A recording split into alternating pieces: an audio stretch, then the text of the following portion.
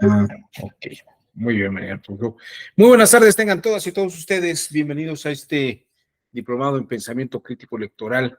Y pues hoy estamos en nuestra última sesión sobre taller de desarrollo de habilidades críticas en las que condensaremos lo de la sesión del viernes y el día de hoy. Me acompaña en la moderación y soporte técnico la maestra Mónica Guerrero Rosales. Sí, yo no me lo sabía, pero sí, Mónica Guerrero siempre es una excelente compañera de trabajo. Así que, pues, comenzaremos a abordar el tema. Bueno, abordaremos este taller, ¿no? El refugio tiene problemas con la cámara. Medicamento de las 7 de la noche.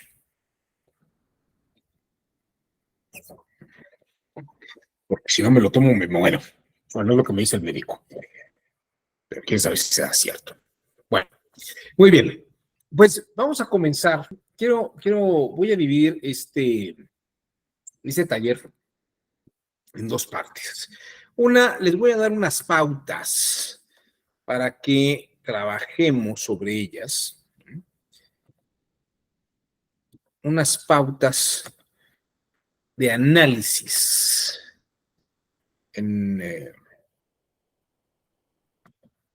Unas pautas de análisis para hacer análisis crítico. Y luego haremos un ejercicio sobre esto mismo. ¿De acuerdo? Entonces vamos a trabajar en este proyecto. Vamos a ver las pautas que les voy a sugerir y recomendar.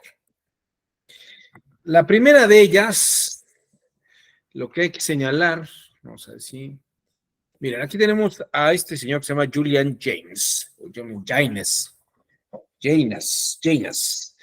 Este señor escribió un libro muy fascinante, es un psicólogo de la Universidad de Harvard, es un personaje fascinante y el libro que escribió se llama El origen de la conciencia en la ruptura de la mente bicameral. Si ustedes se preguntan en qué consiste eso, pues miren, es un estudio sobre, mira, aquí está en inglés, el origen de la conciencia en la ruptura de la mente, de la mente bicameral. Él tiene toda una teoría sobre cómo funcionaba la mente de las personas en la antigüedad y decía que eran como dos cámaras en el cerebro. Una teoría interesante, un libro fascinante, está editado por el Fondo de Cultura Económica si les interesa leerlo. Pero lo interesante de este autor es que nos da una serie de pautas sobre cómo analizar problemas y resolverlos. Yo diría que nos hace una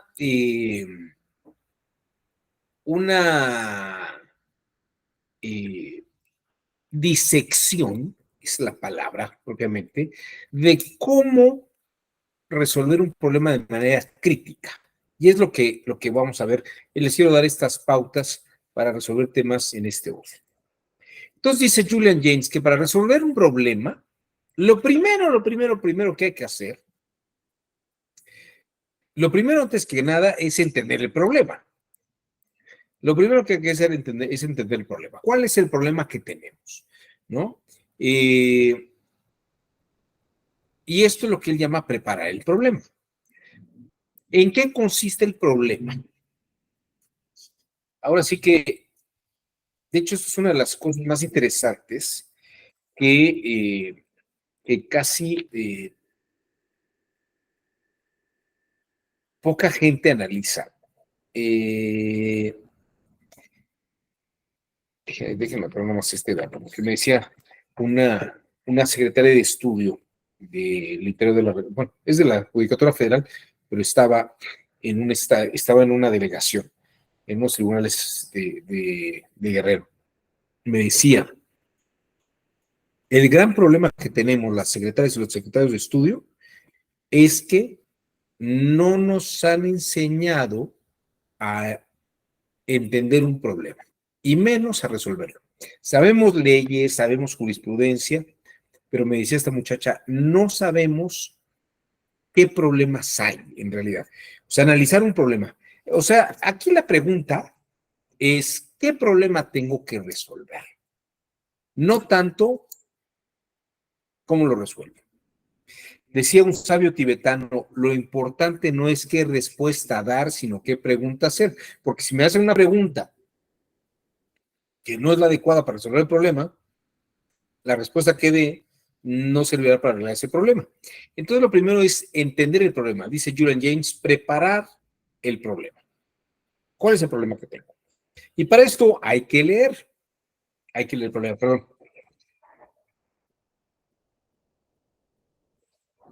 Ay, perdón ustedes. Perdón, hay un poco de alergia aquí. ¿Cuál es el problema que entonces que tenemos que resolver? Porque a partir del problema podemos buscar la respuesta a ese problema. Entonces, lo primero es entender el problema. Preparar el problema. ¿Qué categorías maneja el problema? ¿Bajo qué márgenes tengo que resolver el problema? ¿No? Es un problema porque tengo esta situación en estas categorías, en estas circunstancias. Y entonces, dice Julian James, para poder ver el problema y para poder ver las categorías del problema, tengo que espacializarlo, espacializando y visualizarlo. Fíjense estas dos palabras, no especializando, es espacializando, es ver el espacio físico. Y luego, ver qué materiales de trabajo tengo para concluir, ¿no? Ejemplo, yo entro a una habitación o me cuentan una narrativa de una persona que entra a una habitación en la que ve un cuerpo y está buscando a alguien que es culpable, ¿no? O alguien que haya generado ese daño. Entonces, dice Julian James, para comprender un asunto hay que visualizarlo, espacializarlo, visualizarlo en un espacio. Es cuando tenemos que agarrar una hojita y hacer, como lo que acabo de hacer ahorita, ¿no? Tomo la hojita y digo, fulano de tal estaba aquí y el espacio estaba acá y había una distancia de tantos metros. Vean ustedes la imagen que se presenta en la lámina. Están los espacios como metrizados, están establecidos, cuantificados. Hay que temporalizar, es decir, visualizar y temporalizar. De tal punto a tal punto el cuerpo estaba a tal distancia, tantos centímetros o tantos metros de una ventana. Estaba a tanto de la puerta se abre en una dirección, al fondo veo otra puerta que está entreabierta, veo ventanas abiertas, todo este tipo de detalles tengo que visualizarlo y temporalizarlo. Y esto se logra espacializándolo, es decir, hay que ver todo en un espacio. El pensamiento crítico requiere visibilizar las cosas en un espacio, ver cómo están en la realidad, ¿no? Eso es muy importante. Visibilizar, de ponerle un lugar a las cosas. Si es un pensamiento abstracto y son elementos abstractos, hay que analizarlo precisamente con características propias que pudieran darnos estas dimensiones espaciales. Pero cuando hablamos de un caso físico, el pensamiento crítico tiene que considerar estos aspectos. Que, por ejemplo, se le pidió al trabajador que dejara de asistir, que se le iba a suspender. Eso ocurrió a tal hora, en tal lugar, en la oficina de fulano tal. ¿Qué estamos haciendo? Ver el tiempo en que se hizo, el espacio donde se llevó a cabo, visualizar la escena, ¿no? ¿Cuánto tiempo, a qué hora se entró a la oficina, con quién habló, a qué hora salió? Todo lo que se pudo haber dicho en esos momentos, espacializarlo. cuando se dice, es que me retiré un instante de la máquina que estaba operando. ¿A dónde fue? Fui al baño, fui a atender una llamada al patio, ¿no? ¿Cuánto tiempo fue la llamada? A ver, vamos a ver el teléfono, tiene registro de la llamada, a quién se le hizo la llamada, o el baño, a cuánta distancia está, cuánto tiempo tardó usted en regresar. Este tipo de cosas son muy importantes porque tenemos que tener todos los datos. Yo me atrevería a decir que la palabra aquí es un inventario tópico,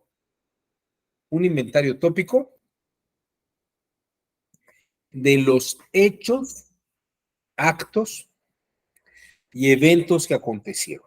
¿Por qué digo un inventario tópico? Porque la tópica, en una de las acepciones que le da Cicerón, y también que le da Leibniz y Theodor Fiebig, es inventariar, es hacer un listado de todo lo que va tomando lugar, todo lo que va aconteciendo y en dónde va aconteciendo.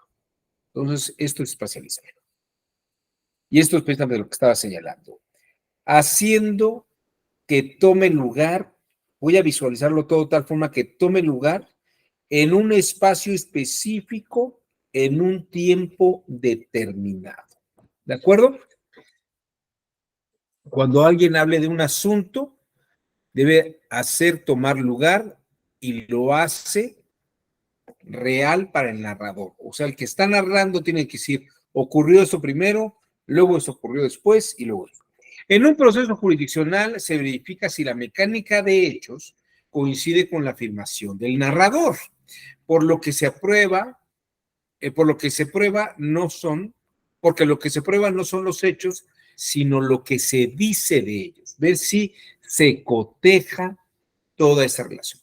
Entonces, el pensamiento crítico, cuando visibiliza una situación, ve si es posible que las cosas se den de esa manera.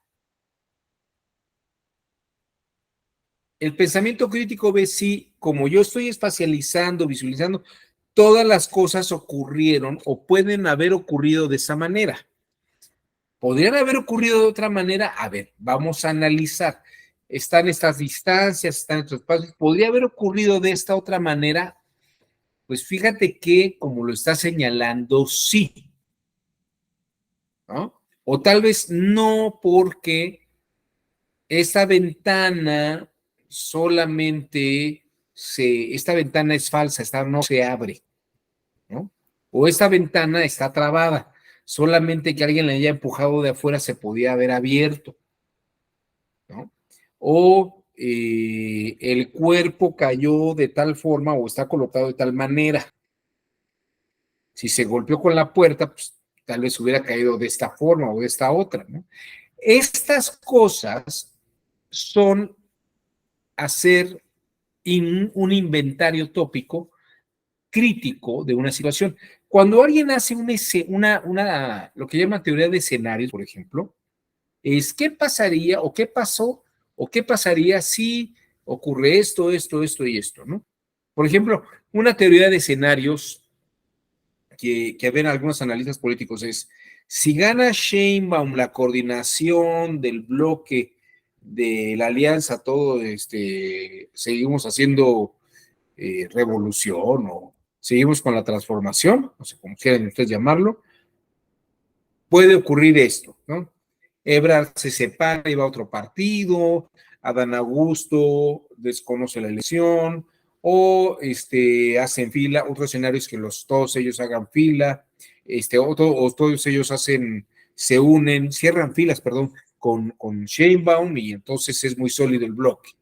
O la otra es que ella gane, pero nadie cierra filas con ella y ella queda sola y meta a su propio equipo.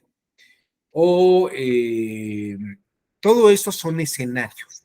Ahora, esos escenarios hay que ver si son posibles, si es lógico que ocurra con todos esos escenarios.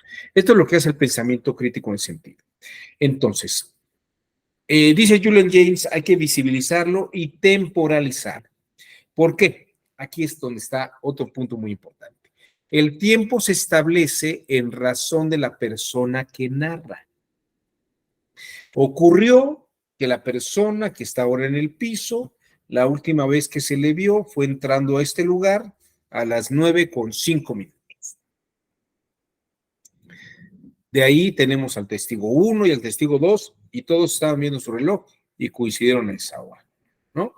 No la vieron salir otra vez a esa persona, tal vez. Entonces, ven los tiempos, ¿no? Ah, pero es que a las 8:45 la persona que estaba revisando eso, tomó esa posición, ¿no?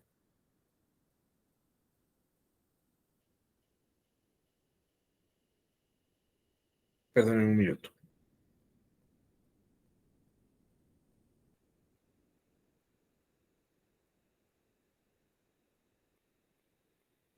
Bueno.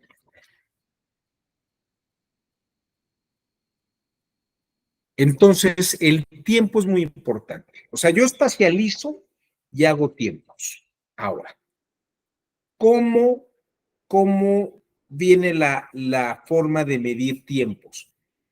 Por la narrativa que se va dando sobre los hechos. Entonces, el que narra los hechos está poniendo los tiempos.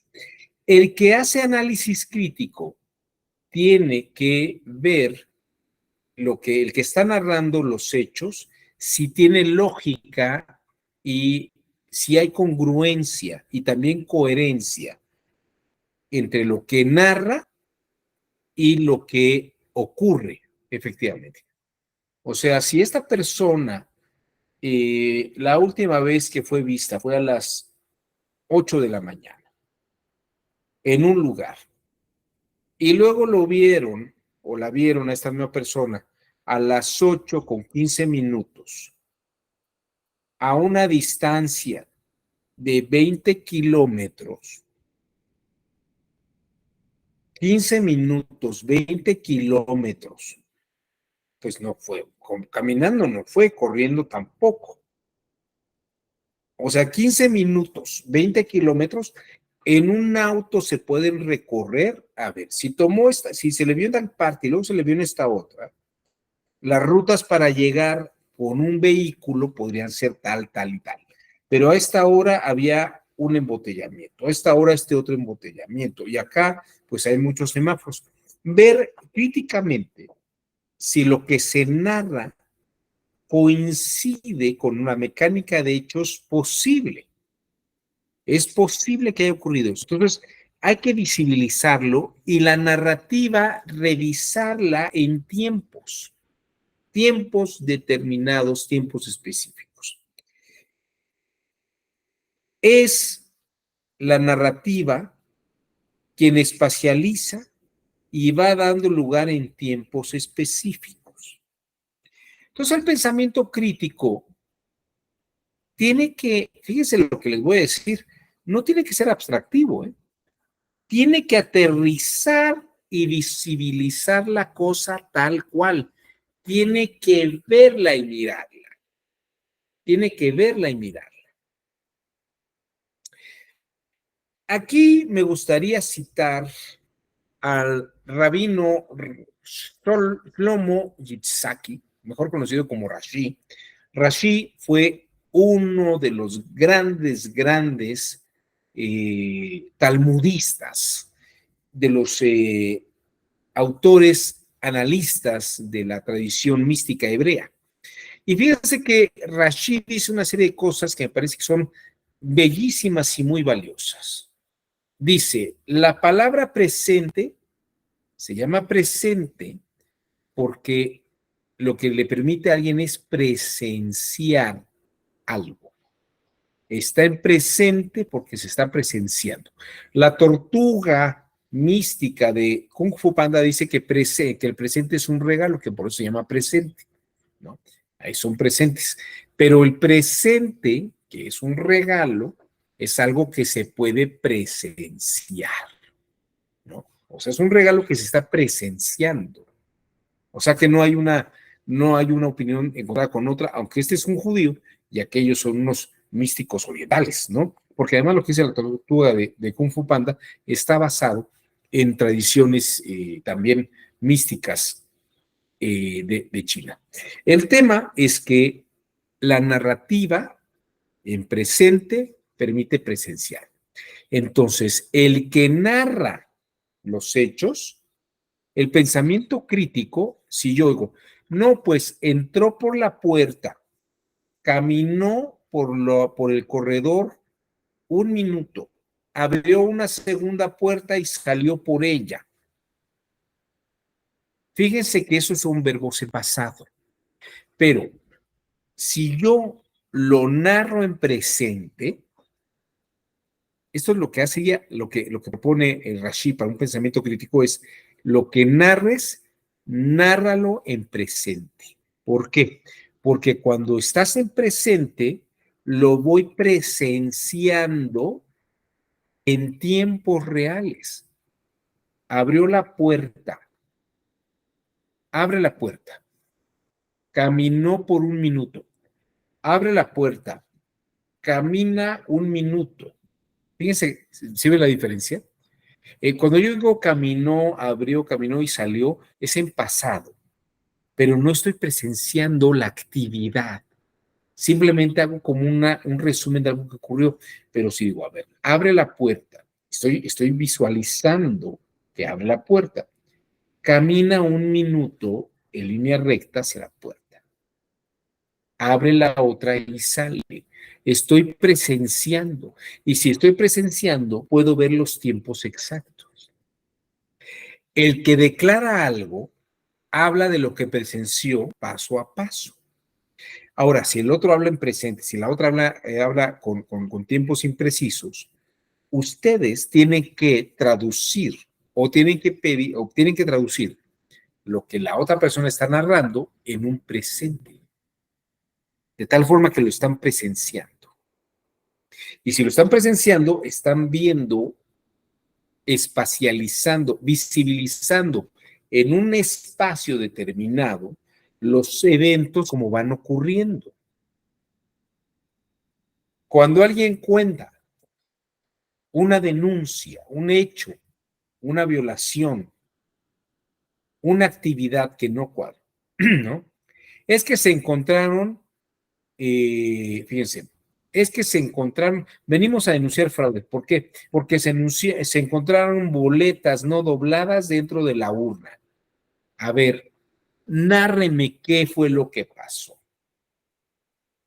No, pues mire, la casilla se abre a tal hora, ¿no? La casilla se abrió a tal hora. No, a ver, vamos a ver si la casilla se abre a tal hora. Ajá. Y luego, ¿pero qué pasó antes? No, pues el presidente de casilla y todos los que estaban allí, pues armaron todas las casillas, ¿no? Las urnas, ¿no? De tal hora a tal hora, ¿no? A ver, váyamelo diciendo.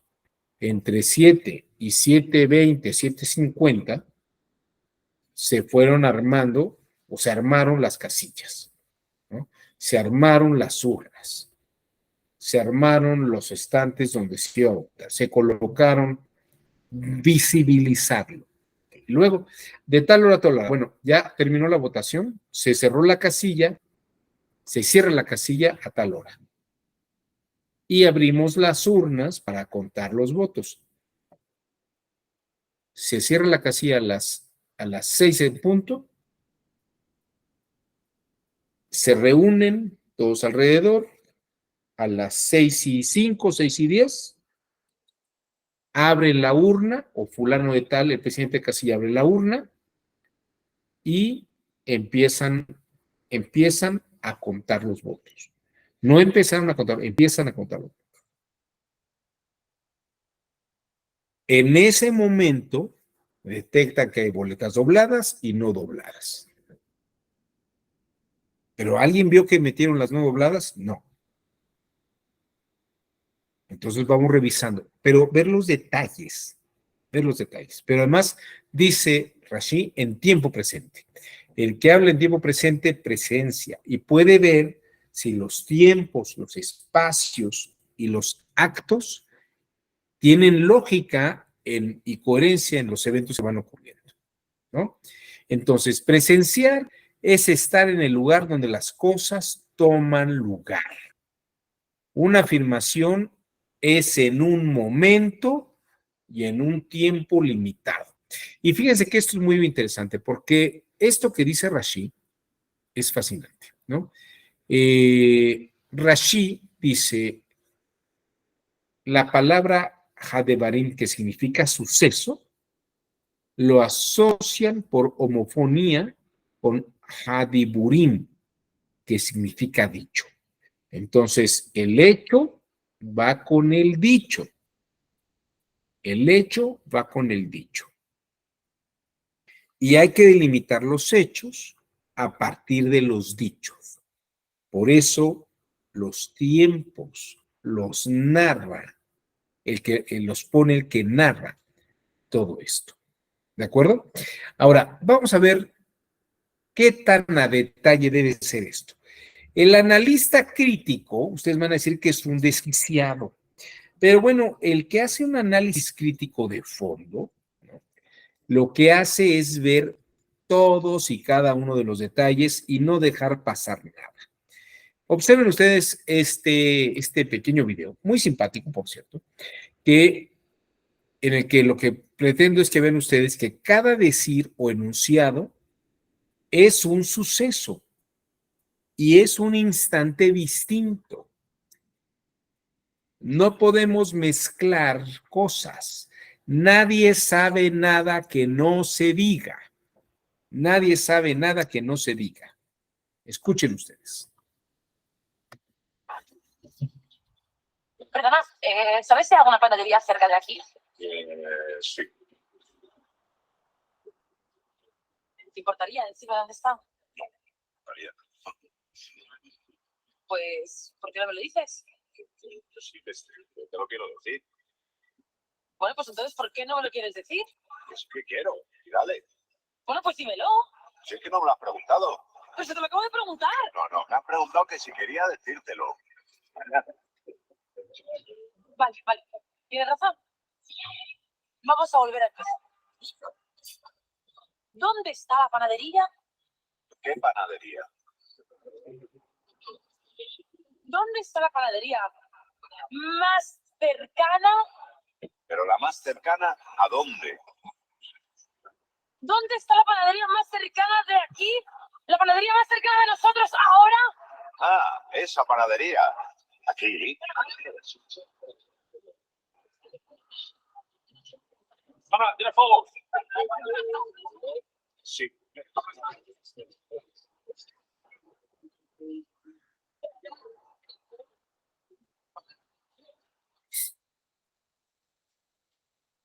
Los musulmanes, los escolásticos musulmanes, dice Ibn Yaldún, dicen que es muy importante hablar de instantaneidad en cuanto a lo que es instantáneo, o sea, el instante en el que ocurren las cosas.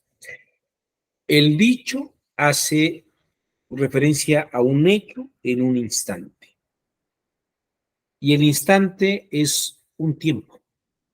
Es decir, para los escolásticos musulmanes, y por lo que veo también para los hebreos, el tiempo se compone de una serie de instantes y el instante es un dicho. Baruch Spinoza, este filósofo holandés de origen sefardita, dice, los enunciados no son separables de un acontecimiento momentáneo. Es decir, fíjense, los enunciados no son separables de sus acontecimientos momentáneos. O sea, el dicho tiene un momento y un instante, ¿de acuerdo? Se conforman como partes de un todo en un instante delimitado. El significado de cada palabra va de la mano con su conocimiento adecuado del universo al que pertenece. Por eso, un tiempo va con un sentido y eso conforma una totalidad. Es decir, Spinoza nos confirma este mismo parámetro. Cuando interpretamos una situación singularizada, Un consejo que vemos en la tradición talmúdica y, por ejemplo, en un análisis como el que hace Sigmund Freud de los sueños, esta es una lección también muy, muy buena. Lo importante es precisar que la interpretación está singularizada. Es decir, se interpreta un momento en un instante, otro momento en otro instante y otro momento en otro instante. Es decir, no se analiza como un todo, sino que se divide por fragmentos. Todo relato se debe descifrar por fragmentos, expresiones y frases sacándolos de todo lo general o manifiesto en el que se encuentre para poder interpretarlo. Aquí les pongo un ejemplo interesante. Lewis Carroll, que era un gran lógico matemático, era profesor de lógica matemática, en la segunda parte de Alicia a través de, en la segunda parte de su libro Alicia en el País de las Maravillas, hace un ejercicio muy importante. Este es la segunda parte de su libro que se llamó Alicia a través del espejo y lo que encontró allí. Y fíjense que pone este ejemplo que es muy, muy interesante.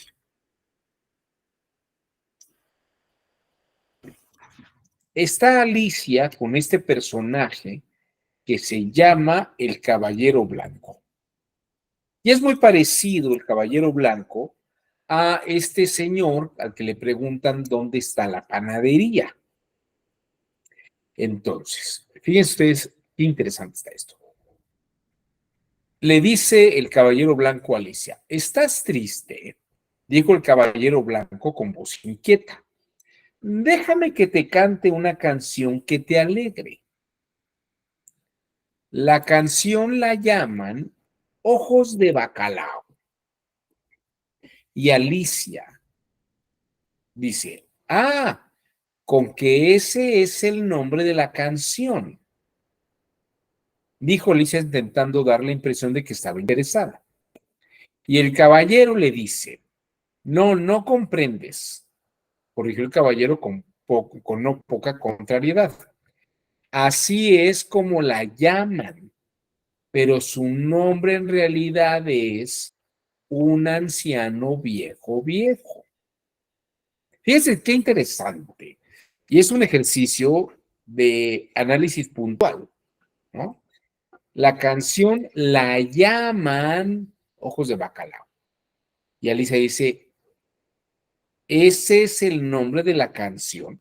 No, el nombre es un anciano viejo, es otra cosa. Una cosa es el nombre y otra cosa es la llaman, ¿no?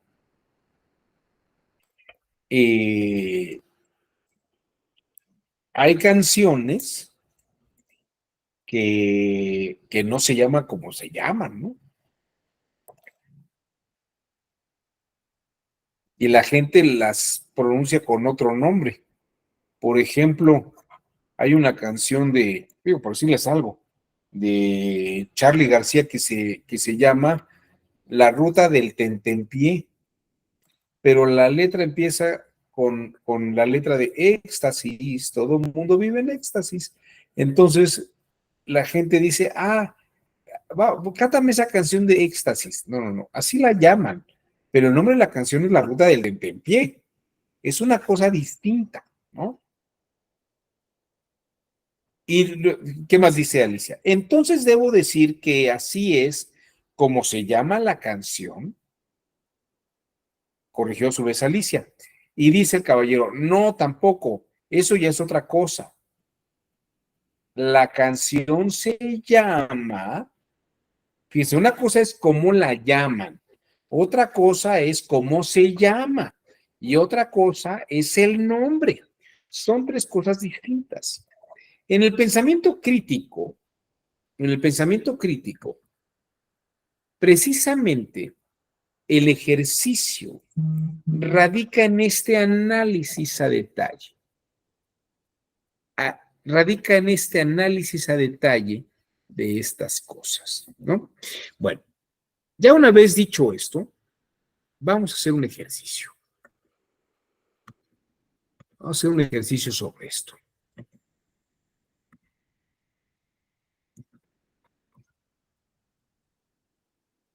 A ver, escuchen ustedes, vean ustedes esto.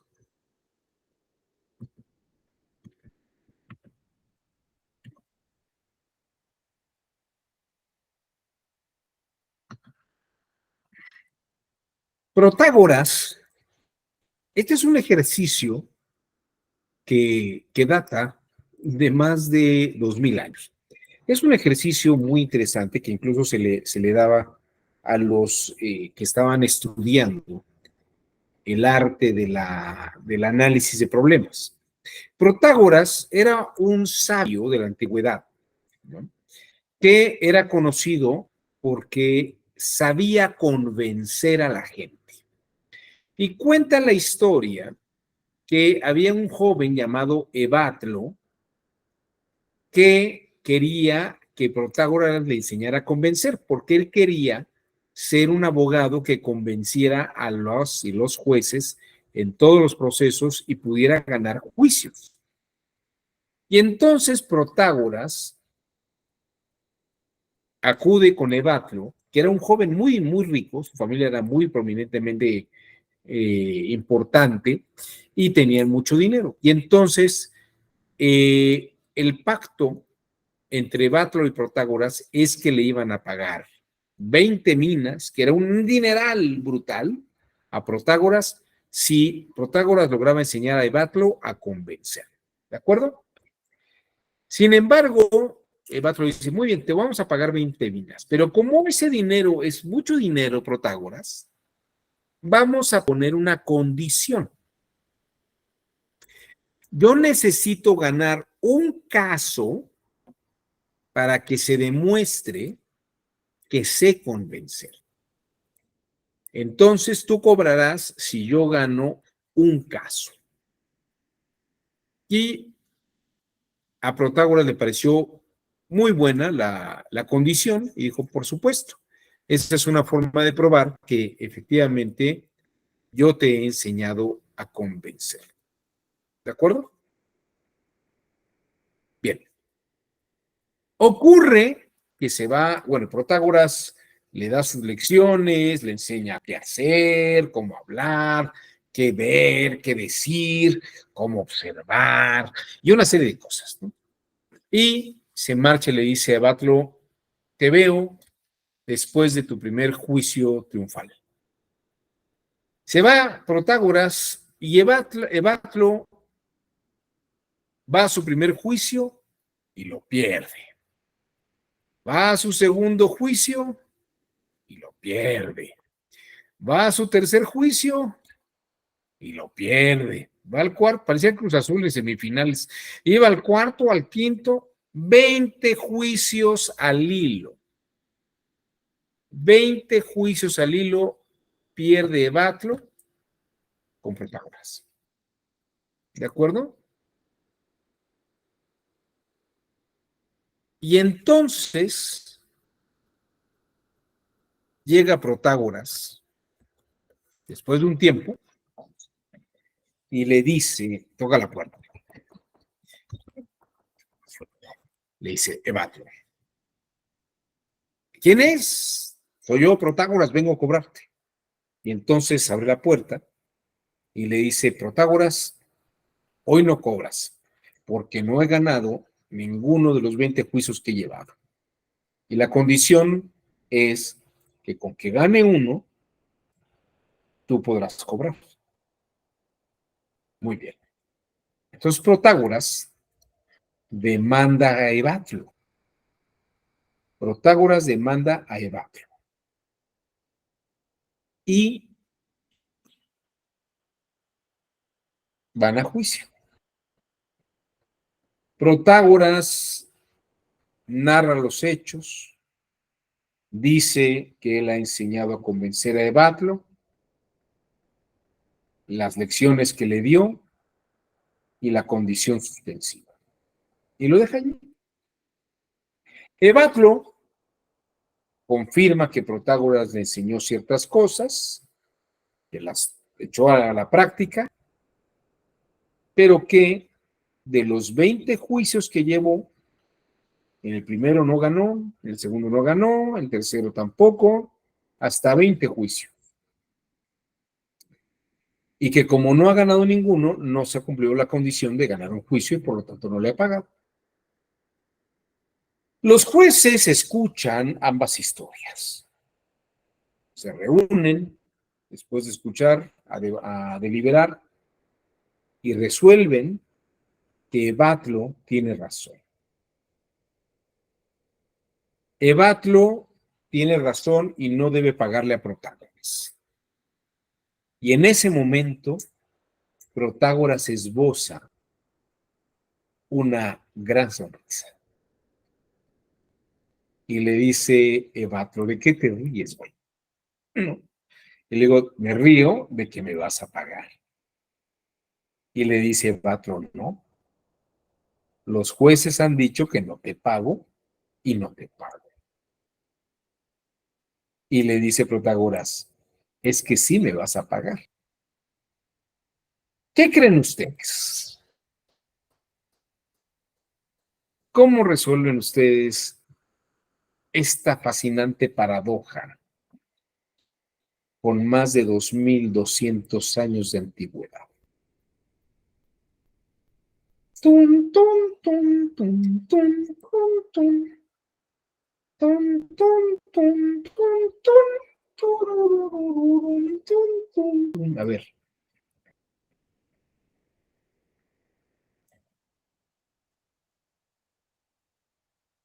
¿Quieren que repita alguna parte del problema?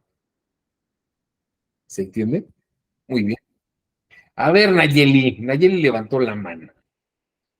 A ver, aquí Oscar Delgadillo dice convenció a los jueces. María del Refugio dice que sí le debe de pagar. Ángel Gerardo Brito dice por los tiempos antes y después del juicio. Pero a ver, no entiendo esos detalles. A ver, Nayeli, te escuchamos. Bueno, pues estoy de acuerdo con los demás compañeros que sí debe de pagar. Al final del día ganó su primer juicio y ese fue el contrato inicial, aunque fue el número 21, pero lo ganó. Ok, Nayeli, pero entonces estaría contraviniendo la orden del juez. O de los jueces, que eran varios. A ver, María del Refugio, Wow. levantaste la mano, te escuchamos. Sí. Buenas noches, doctor. Buenas noches, compañeros. Yo creo que no está contraviniendo la norma porque, más bien el acuerdo que tenían, porque a fin de cuentas no se especificó qué número, o qué juicio tendría que haber ganado, sino pudo ser en cualquiera de los juicios que él ganara, entonces ya está de alguna forma obligado a pagarle a Protágoras. Yo creo que A es ver, así. pero entonces, ¿tú dices que sí le paga? Sí, sí debe de pagarle.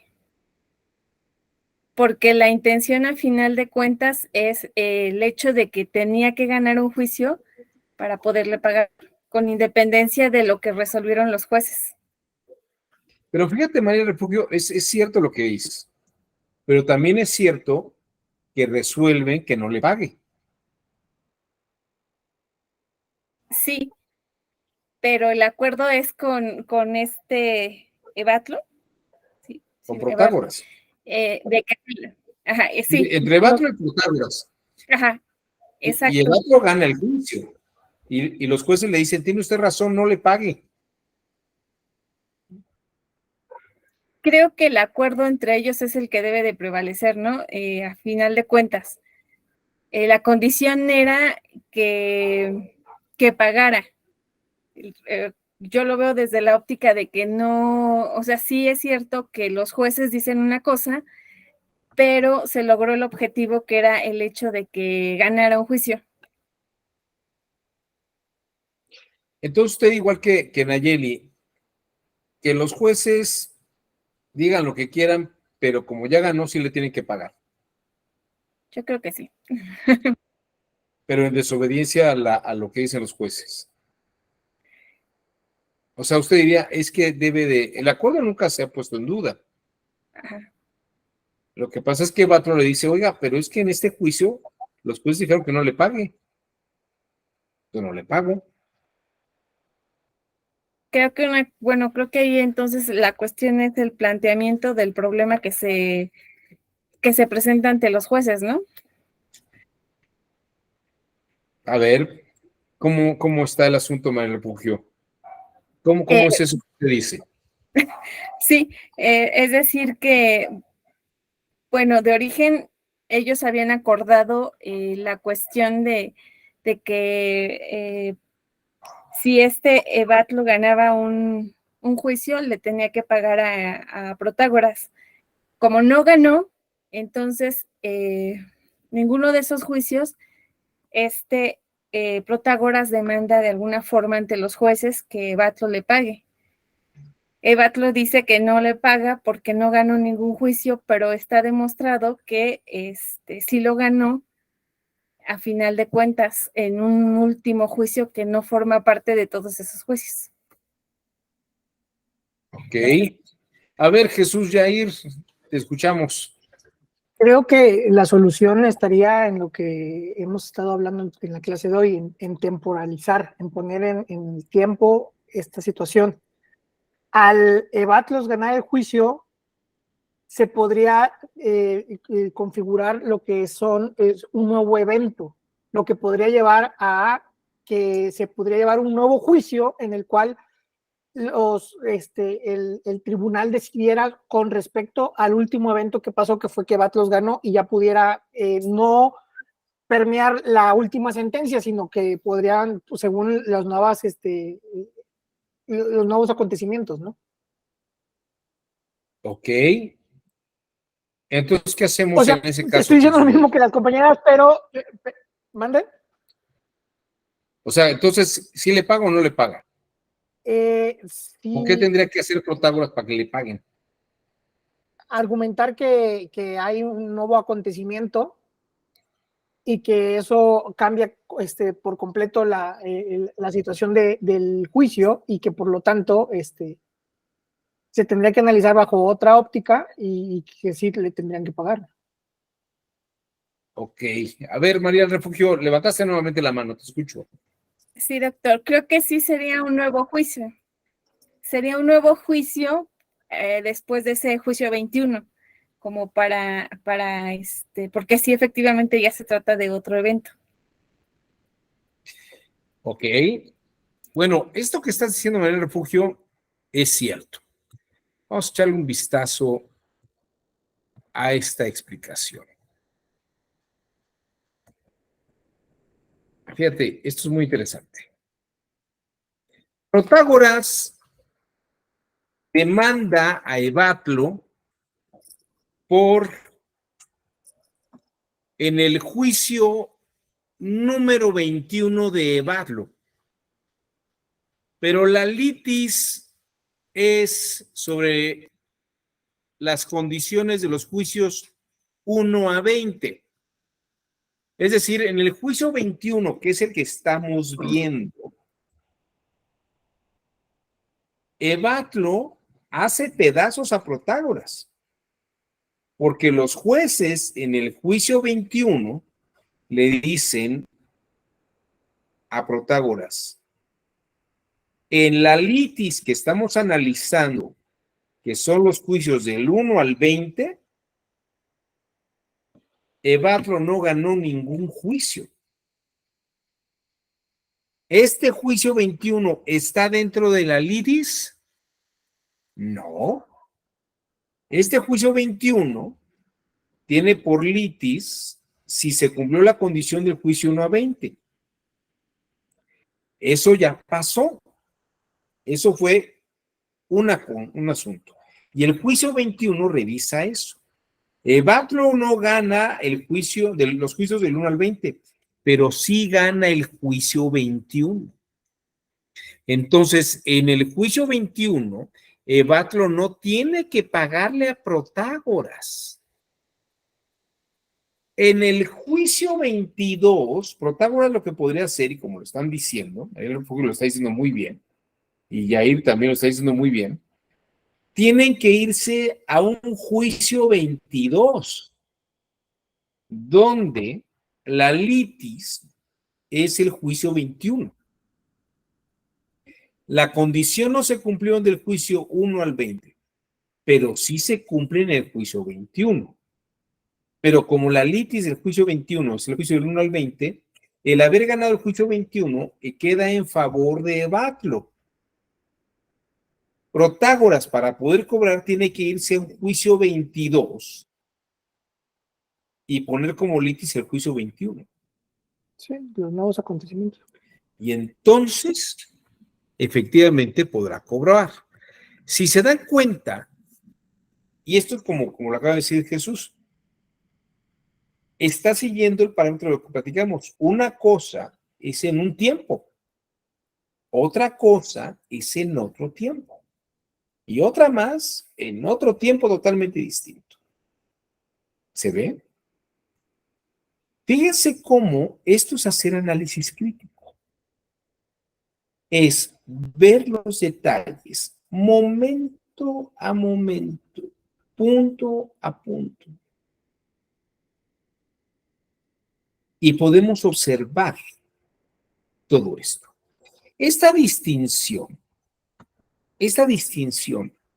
del juicio 20, 21 y 22 es producto de un análisis crítico. Pero, ¿dónde está la falla del asunto? Que cuando se escucha el dilema, y les voy a decir por qué es un dilema, porque quien lo escucha no distingue momentos, lo ve como un todo. ¿Sí lo ven? Lo ven como un todo y es un todo paradójico. Pero si distinguen un momento y otro momento y otro momento, pueden ver lo dicho en qué momento. La sentencia del juez en qué momento. ¿En qué momento puede cobrar? Fragmentar la realidad presencialmente.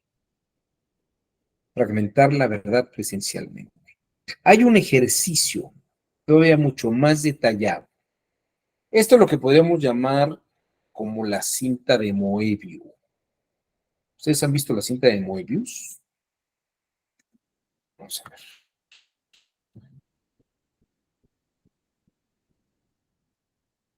Déjenme. Esta es la cinta de Moebius. ¿Alguien la conoce? ¿Han oído hablar de la cinta de Moebius? ¿No?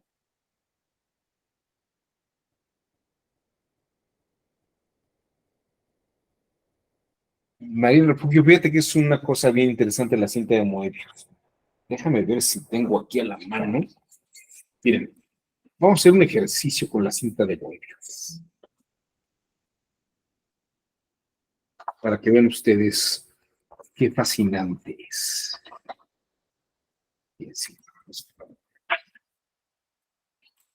Ah, vamos a ver.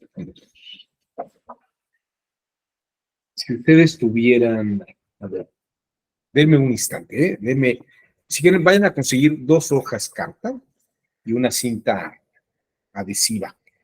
Les voy a enseñar a hacer una cinta de Moebius y quiero que vean ustedes qué interesante.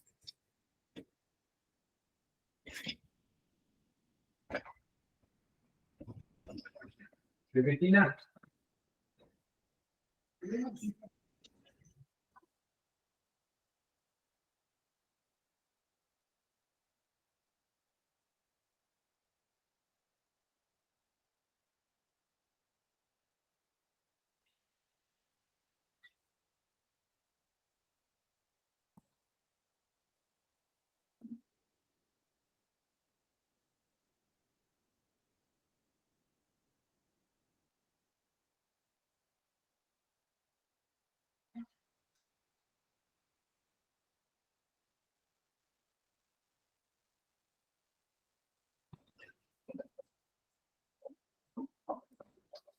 Miren ustedes.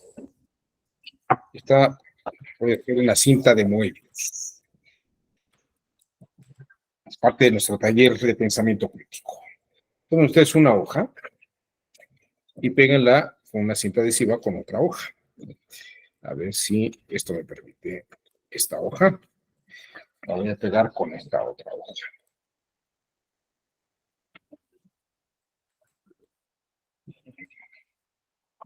Ahí tengo 2 hojas pegadas.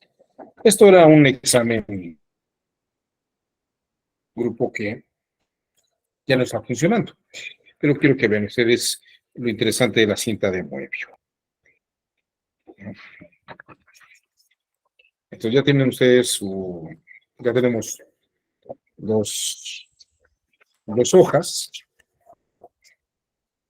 ¿Sí? Voy a cortarlas a la mitad, aquí, para que sea mucho más larga esta cinta de Moebius. Fíjense cómo la corté a la mitad tal cual, y la cinta de Moebius está así. Y lo que voy a hacer ahora es pegarlas aquí tal cual. Vamos a ver. Un poco más. ¿No tienes cinta adhesiva en tu casa, Jair?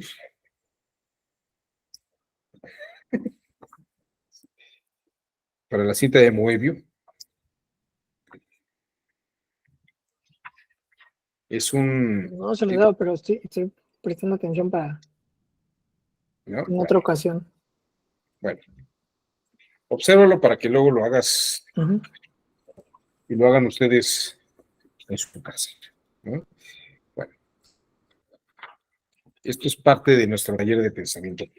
Por eso los vamos a colocar aquí. Muy bien.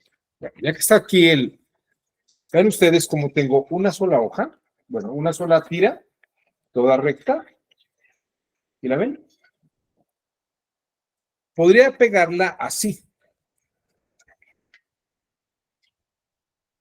Pero esto sería una cinta normal en la que el extremo está continuo. La cinta de Moebius, fíjense cómo es la cinta de Moebius. Voy a girar la cinta de Moebius así. De tal forma que se dan cuenta, queda como doblada en una parte. ¿Sí se vio? Vamos a pegar. Lo que he hecho es girar. Fíjense, como en ese sentido va esta línea aquí. Es más, voy a utilizar este plumón rojo para que ustedes cómo va. Empiezo aquí hay una X. Y voy a ir hacia abajo. Ven ustedes cómo voy bajando acá. Sigo bajando acá. Sigo bajando acá. Y fíjense, ya estoy del otro lado. Ya estoy del otro lado. Aquí está el rojo, pero acá está del otro lado. Pero la cinta de Moebius está del otro lado. Entonces sigo, como veo, está en el giro. Por eso es como el signo de infinito. ¿Lo ven? Sigue hacia abajo. Ya llegué al punto exacto del otro lado donde empezó. Pero no he llegado donde comienza. Yo sigo para abajo. En realidad, la cinta de Moebius está haciendo un proceso en el que voy por los dos lados. Sigo hacia abajo. Sigo hacia abajo. Y ahora sí, aquí llego. Ya llegué al mismo punto. La cinta de Moebius, si ustedes ven, es exactamente como la ven aquí en la lámina. Como está en la lámina, pero aquí está la cinta de Moebius. Ahora, fíjense ustedes bien. Aquí es donde viene el ejercicio.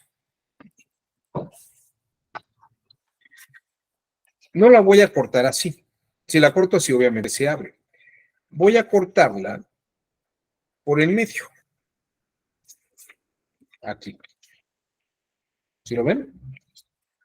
Y voy a cortar la cinta de Moebius por el medio, tal como lo voy haciendo en este caso. ¿Sí lo ven?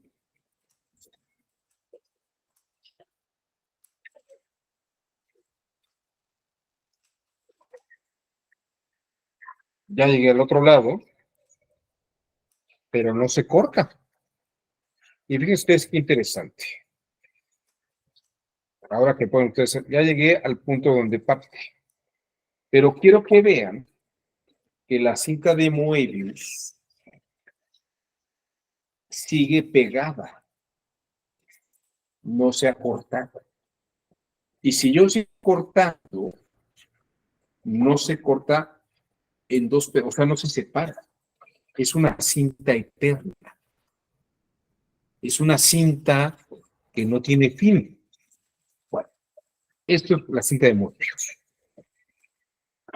¿Por qué les hablo de la cinta de Moebius? O de Moebius. Porque lo que ustedes vieron con Protágoras y Evatlo, si no distinguen tiempos y sentidos, caen en una cinta de Moebius. Están dando vueltas como el perro que se persigue la cola. Es una manera gráfica,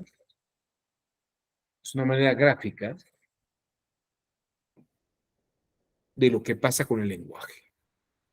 Vean ustedes el siguiente ejercicio. Esto es lo que se llama el dilema del mentiroso, que parecería que es una nueva cinta de Moebius. Fíjense. Pregunta. El mentiroso dice, yo siempre digo mentiras. Yo siempre digo mentiras. Uno de los grandes pensadores que trabajó sobre esos temas y sobre el que estos ejercicios que les pongo es después de haber leído La diferencia de Jean-François Lyotard, este escritor argelino, es precisamente porque él nos da la respuesta a estas paradojas, precisamente con esta idea del tiempo y el sentido y el instante y la narrativa. Fíjense ustedes, el dilema del mentiroso es yo siempre digo mentiras. ¿Y por qué es un dilema? Porque si es verdad que siempre digo mentiras, entonces es mentira que siempre digo mentiras. Piénsenlo. Por el otro lado, si es mentira que siempre digo mentiras, entonces es verdad que siempre digo mentiras.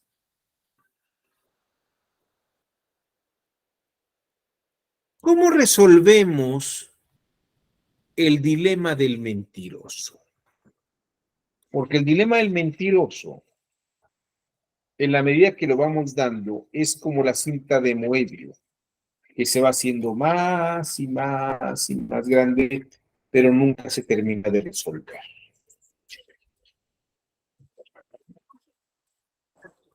Es una actividad muy linda cuando tienen niños chicos, hacer una cinta de Moebius, porque nunca termina, nunca se corta. ¿Tienes niños pequeños, Nayeli? ¿O tienes sobrinos? O vecinos, cuando puedes jugar a la cinta de Moebius. Pero esto que le estoy enseñando es cinta de Moebius mental. Si tienen niños pequeños, bueno, pues hazles una cinta de Moebius, se van a entretener mucho. Porque tratar de entender es precisamente tratar de entender por qué no se rompen dos. La cinta de Moebius es un dilema, es muy interesante. Es un ejercicio mental muy interesante. Tienes sobrinos, pues a ellos aplícaselos. Bueno, ¿cómo resolvemos el dilema del mentiroso? Ya resolvimos el dilema de Baclo y de Protágoras, es muy bueno. Ahora vamos a resolver el problema del dilema del mentiroso. A ver.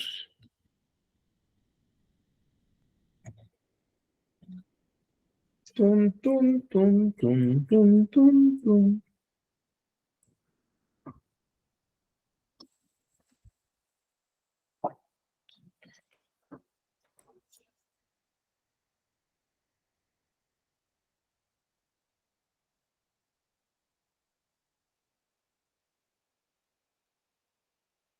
Hay silencios que matan. Nada más no te vayas a estrellar, Dante, porque tú sí pon atención al camino.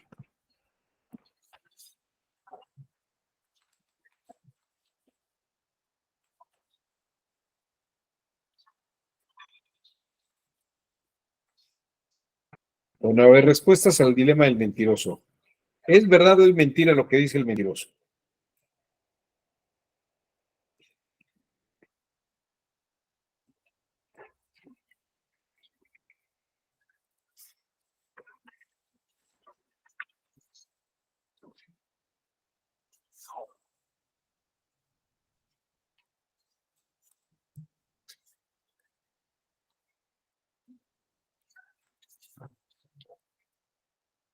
¿No? ¿Qué pasa? Anímense. ¿Cuándo dice mentiras? No, pues el dilema es, yo siempre digo mentiras. Ahora, ¿eso es verdad o es mentira?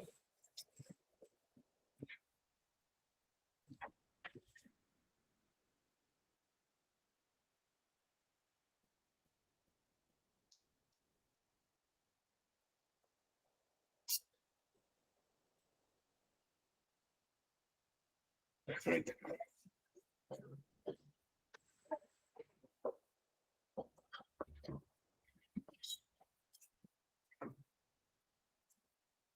Ya resolvieron uno. Está muy bien.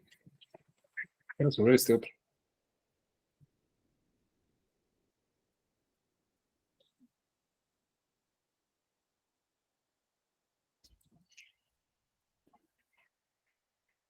De hecho, no se vayan tan lejos. Tiene mucho que ver con el otro tema, ¿eh?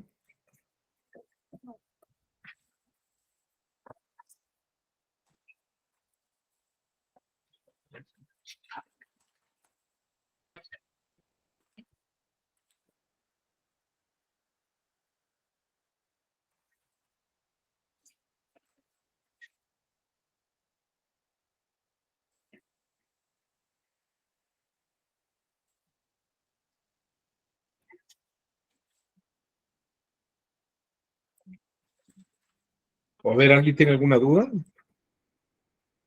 José Fidel, ¿cuándo dice mentiras? El dilema dice, yo siempre digo mentiras. El mentiroso dice, yo siempre digo mentiras.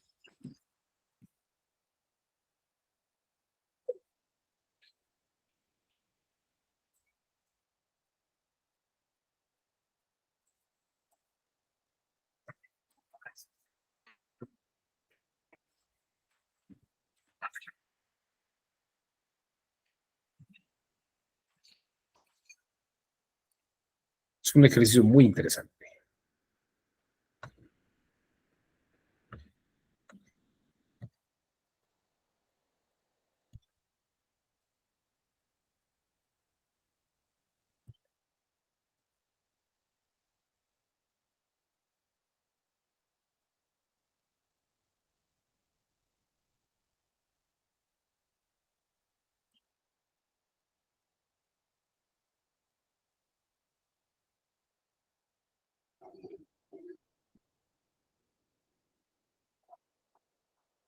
A ver, anímense porque luego tenemos otro más interesante.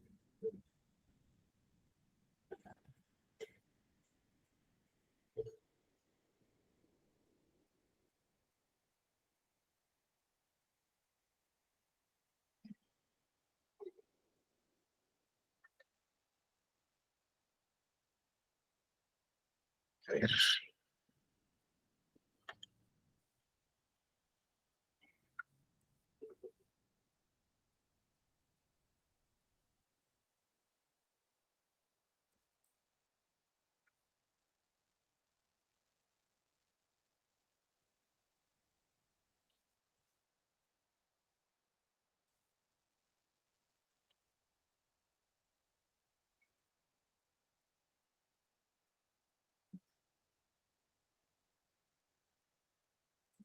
Bueno, a ver. ¿Alguna propuesta que me quieran hacer ustedes? ¿Ninguna?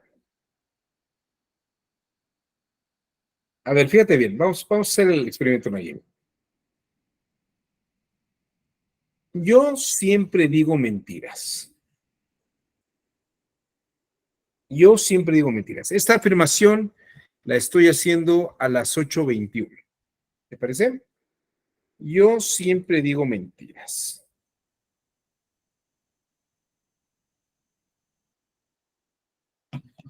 Yo siempre digo mentiras. ¿De acuerdo? La digo a las 8:21. Y luego te digo, si es verdad,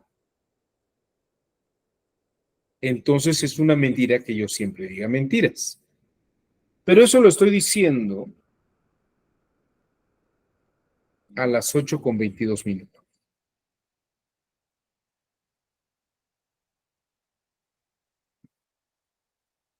¿Es el mismo instante?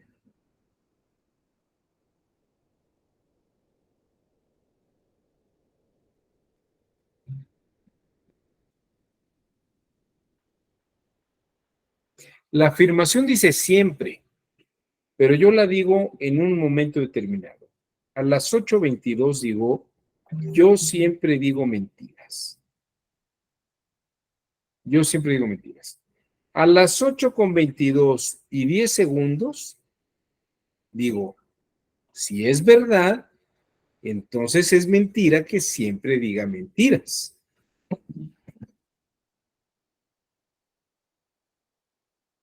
¿Es el mismo instante en el que hago la inferencia o es otro instante?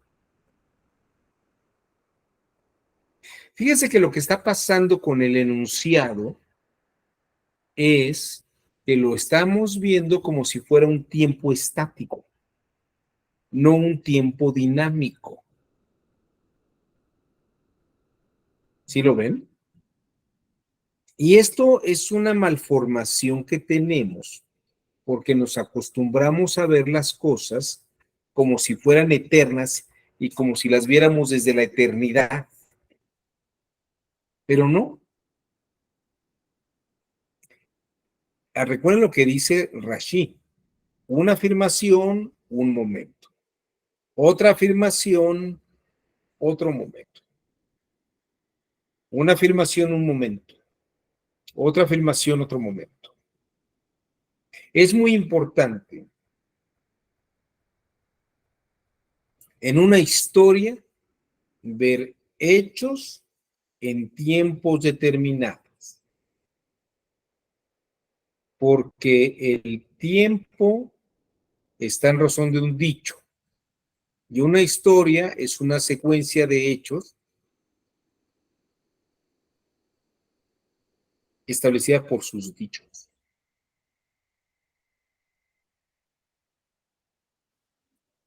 ¿Me van siguiendo?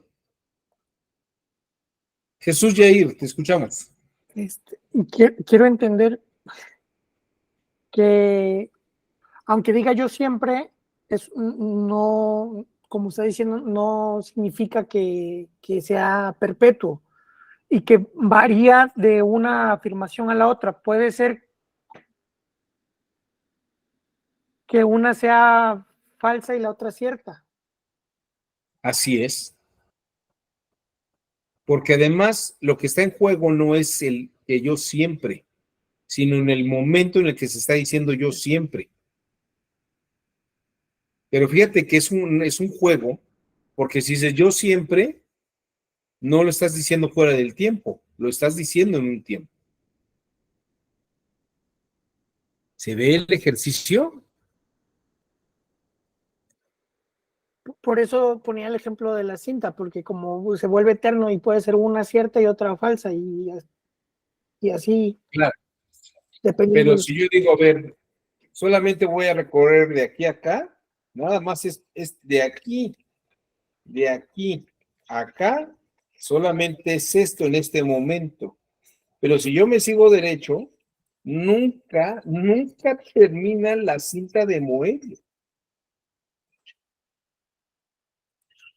Y si la corto en medio, se sigue haciendo más amplia.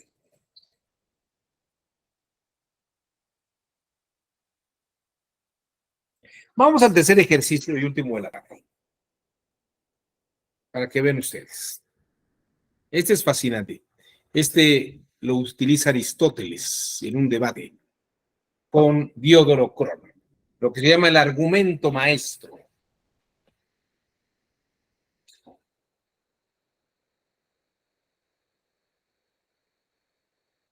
Ahí va.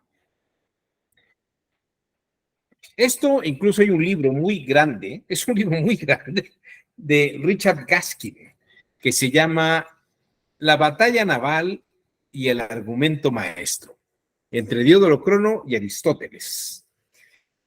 La pregunta que se hace Aristóteles, la pregunta que se hace Aristóteles y además que Diodoro Crono resuelve.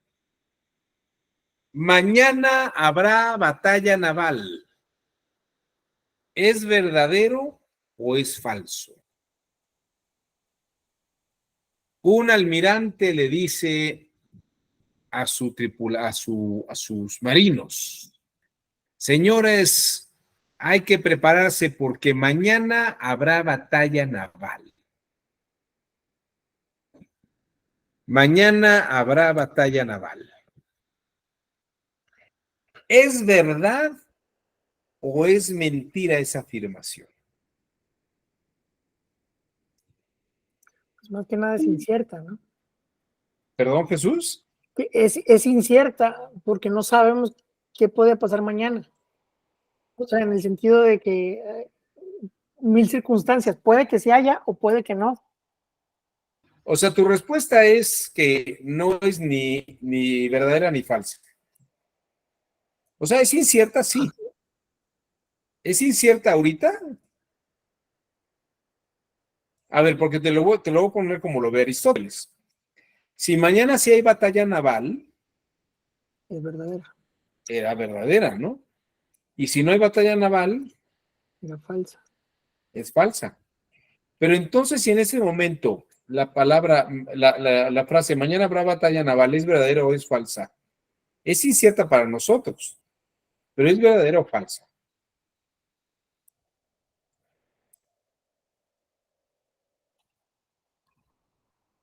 Fíjate, los griegos tenían un dilema muy interesante. ¿Y cómo lo resolvían? Fíjate, es un poco macabro lo que voy a decir, pero es cierto.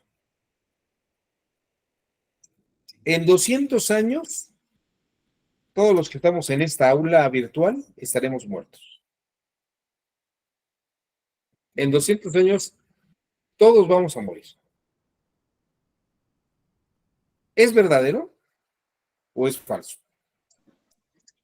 Es verdadero. Es verdadero. Muy bien, Ayeli. ¿Y hace falta que ocurra para que sea verdadero?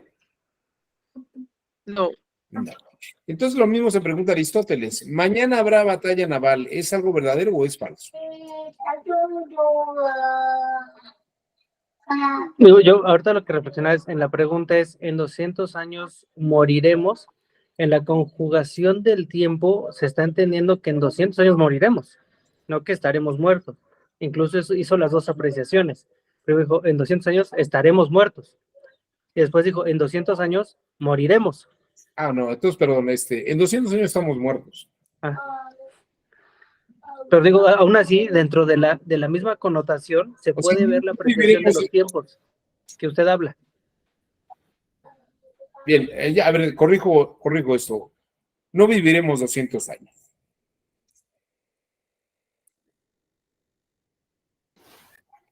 Verdadera. Es verdadero, ¿no? Creo que lo más que ha vivido un ser humano son 130 años. 200 no. Pero entonces la pregunta es, mañana habrá batalla naval, ¿es verdadero o es falso? Es verdadero. ¿Sí? En algún lugar habrá batalla naval.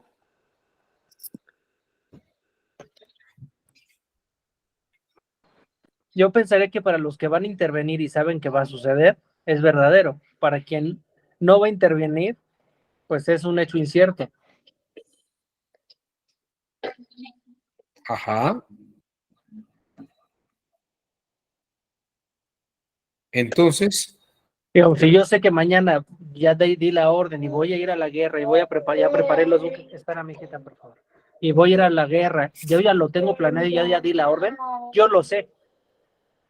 Pero si le digo a alguien que no sabe, es mañana voy a ir a una batalla naval, pues puede decir, pues si tú lo dices, como dicen, no, pues si tú lo dices, pues entonces sí, ¿no? a ver, fíjate, Dante, fíjate, te voy a plantear esto. Te voy a plantear el tema de Diodoro Crono. Tú vas al banco el día de hoy y pides un préstamo por 100,000 pesos. Y dicen, bueno, ¿usted en qué trabaja? Pues trabajo en tal cosa. Ah, bueno. ¿Usted podría dar una tercera parte de su sueldo para pagar la deuda? Sí, sí puedo. ¿Le queda bien? Sí, sí me queda muy bien. Ah, bueno. Entonces, le vamos a dar el préstamo porque usted tiene para pagar. Sí, yo tengo para pagar. Y vamos a pensar, esperemos que no ocurra nunca, el día de mañana te quedas sin chamba porque hay una pandemia y donde trabajas deciden que la gente que trabaja la van a suspender su trabajo hasta que acabe la pandemia, sin goce de sueldo. Y entonces tú ya habías pedido el préstamo, te lo habían dado, y a los 6 meses entra la pandemia y ya no trabajas. Y pues tú dices, no, pues ahorita no sé cuánto dure la pandemia, puede durar 5 meses, 6 meses, en realidad duró 3 años. Pero lo que ocurre en este caso es que te empiezan a hablar por teléfono porque tú no quieres gastar en pagar el préstamo. Te vas a esperar a que te mejoren las condiciones, porque si ya lo que te dieron de préstamo lo vas a pagar para el préstamo, pues te va a salir más caro, no tiene caso, ¿no? Te hablan y te dicen, oiga, Dante, ¿va a pagar?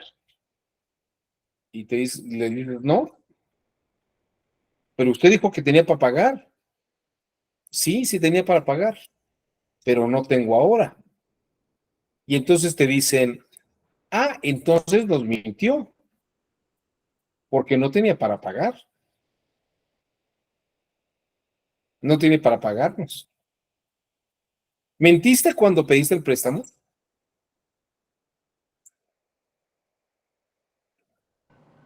No, digo, las condiciones eran diferentes. Pero además los tiempos eran diferentes, ¿no? Los tiempos son diferentes. O sea, cuando tú contrataste, es verdad. Era verdad que tenías dinero. Hoy no tienes ese dinero.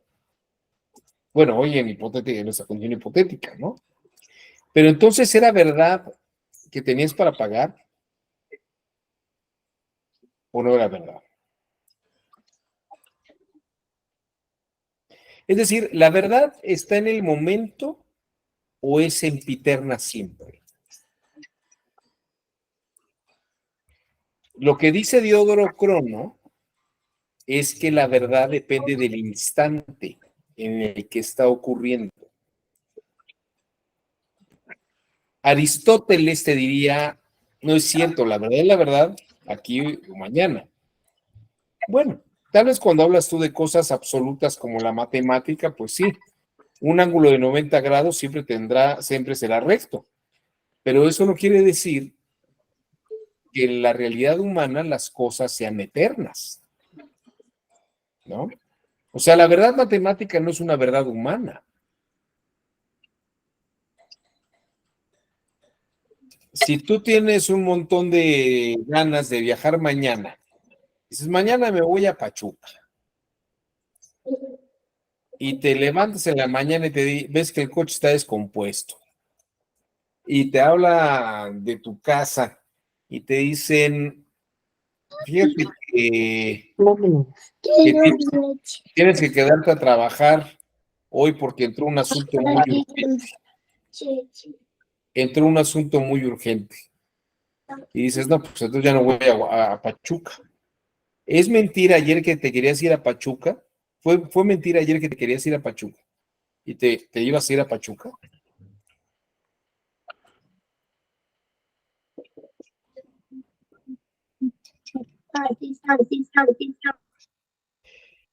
No, no sé si lo ves, si lo ven así, Nayeli, Ángel, María del Refugio, Jesús Yair. O sea, la verdad está en el momento en el que se enuncia. Salvo que estés mintiendo. Pero si tú estás diciendo que hoy es verdad que te vas a ir mañana a Pachuca, mañana habrá batalla naval. Estás preparando la batalla naval. Pero resulta que hay llovizna, se enferma el almirante, ¿no? Y el ejército está esperando si van o no van, no hay batalla naval. Pero lo que era verdad en un momento, en el siguiente no es verdad. Pero es que la verdad se da por el enunciado en el momento que se dice.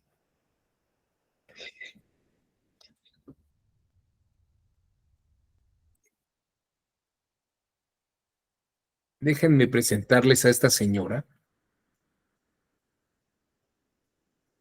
que se llama, déjenme pasárselas. Esta señora, pues ya, la tienen ahí en pantalla, ¿no? Se llama Dominica Ubier. ¿Sí la ven en pantalla? Jesús, ¿sí la ves? Sí. Ok. Fíjense, Dominica Ubier dice que en arameo la palabra kishot es verdad, pero una verdad evolutiva, no una verdad absoluta. Escuchen ustedes. Primero se decía, en el ciclo de Cervantes no se decía Quijote, sino Quijote. Entonces, Quijote significa, es una palabra aramea que está pronunciada en el resto del sábado de los judíos, Quijote, que significa la verdad. No la verdad absoluta, sino la verdad evolutiva. Se habla de una cosa que es la verdad evolutiva. Primero y entonces me puse a analizar y a buscar, y efectivamente, en arameo, ahí tienen ustedes Quixote, que lo pronuncia Quixote.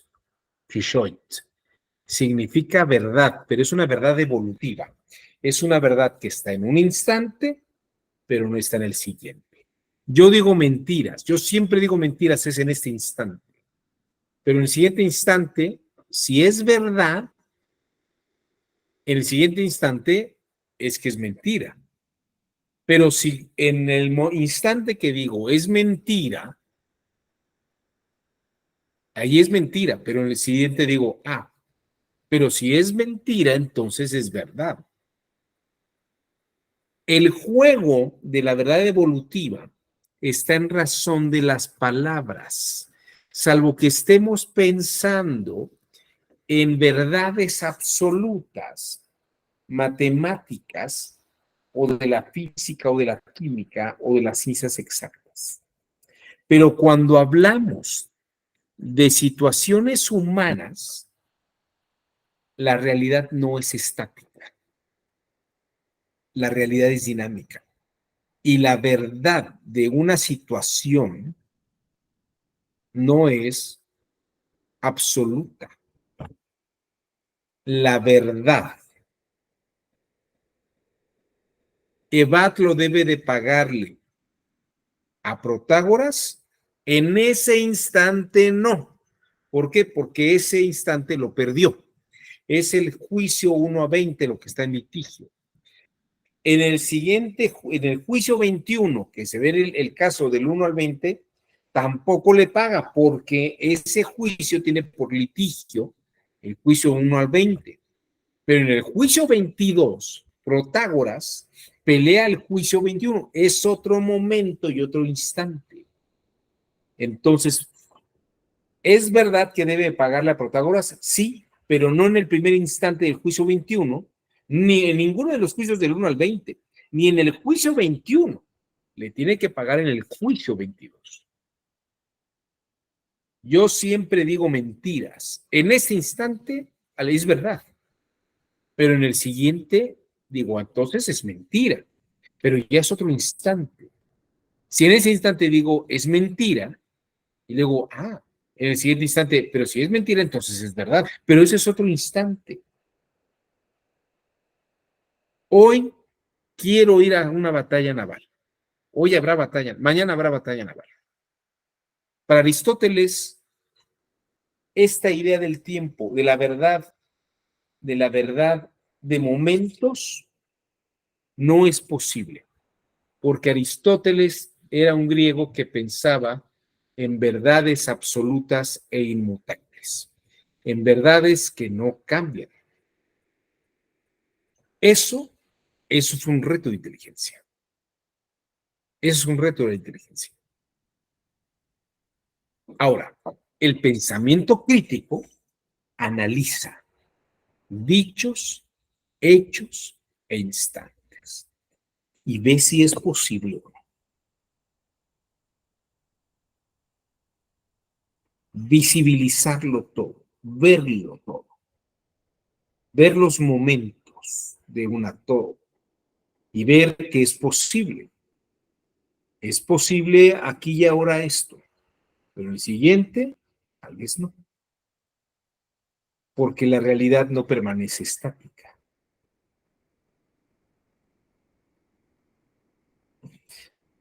Comentarios. Se nos acabó el diplomado en pensamiento crítico lectoral. Jesús Yair, Dante Augusto, Nayeli, María José, María del Refugio, perdón. Y 3 más que no lo quiero saber. Juan Flores. ¿No? Mónica Guerrero también ya estaba cansada de escucharme todos los días hablar sobre pensamiento crítico. Bueno, comentarios. No sé si hay dudas sobre lo que hemos visto hoy. Piensen los ejercicios, son unos ejercicios muy interesantes. Todos ellos datan de más de 2000 años, pero son una gran lección para desarrollar pensamiento crítico, pensamiento para resolver problemas. Y ese texto de la diferencia de Jean-François Letard es muy ilustrativo, porque nos da esa gran lección. Hay que ver lo dicho por los hechos que enuncian por tiempos y sentidos. Un tiempo un sentido, otro tiempo otro sentido. Esa yo les diría que es finalmente la gran lección. Y que gracias a eso, fíjense, la palabra crítica, kritzein, lo que hace es separar. Separo esto, este hecho por este dicho y este otro hecho por este otro dicho en este otro momento. Y hago una sana crítica en la que no mezclo las cosas ni con los prejuicios. Y también puedo acudir a la experiencia acumulada para darme cuenta que no todo es absoluto en esta vida. Dice Epicuro,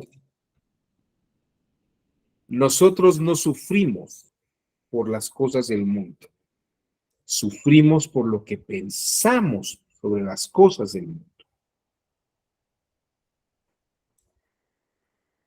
Y lo que hay que hacer no es cambiar el mundo, hay que cambiar nuestro pensamiento frente a las cosas del mundo. El pensamiento crítico. Las expectativas.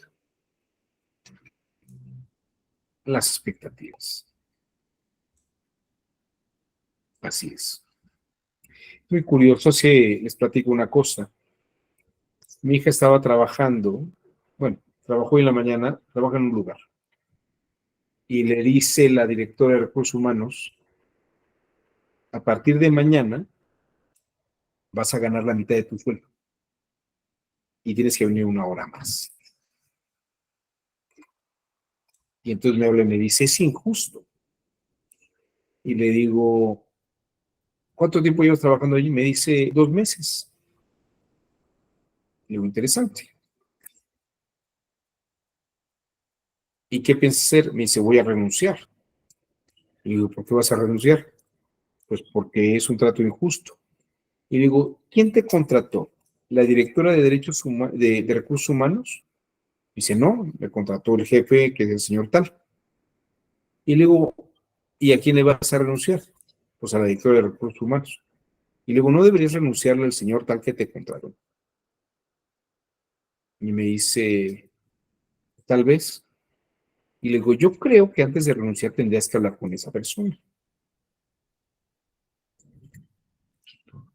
Y entonces me dice, bueno, está bien. Es muy interesante porque luego me habla como los 20 minutos a la media hora y me dice, ya me voy a quedar. Y le digo, ¿así? ¿Por qué? Yo no sabía nada, ¿eh? Y me dice, no, es que me dijo que yo llegué como una persona recomendada. Y pues era la hija de su cuate. Y pues me dio un sueldo muy bueno, que aquí no gana nadie, ¿no?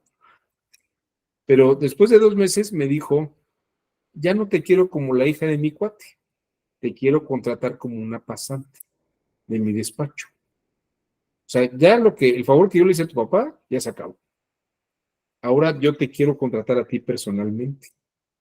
Y le dijo, en 2 meses entran pasantes nuevos, a ti te van a ascender, pero ya lo que tú vayas ganando, no es por un compromiso que yo tengo con tu papá, es un incremento que tú ganas porque subes de nivel, pero porque sigues trabajando. Y entonces me dice, hasta me subió el estado de ánimo. Y yo me quedé pensando, claro, pensamos cosas en vez de sentarnos y analizarlas, ¿no? Nos narramos historias que nos hacen daño. Esto con lo que dices tú, Jesús, me narra una historia y me pongo un escenario terrible con la expectativa. Pero si me narro otro escenario, tal vez es menos azotado lo que estoy pensando, ¿no? Pensar críticamente es distinguir. Y fíjate qué interesante, porque el que la contrata le muestra que estaba pensando antes de una manera, pero ahora ella tiene otro estatus. Ella se ganó la chamba, no es un favor. Y a los que se ganan la chamba les pagan tanto, pero pueden crecer en su sueldo frente al amigo del cuate que nada más la tiene ahí trabajando, ¿no? Pero le cambia, es un poco el análisis. Y claro, nada es para siempre. Pero ahora dice, bueno, gano ahora menos, pero por mi esfuerzo puedo ganar más después. Entonces cambia el escenario. Entonces lo que decía Epicuro no es tan malo, ¿no?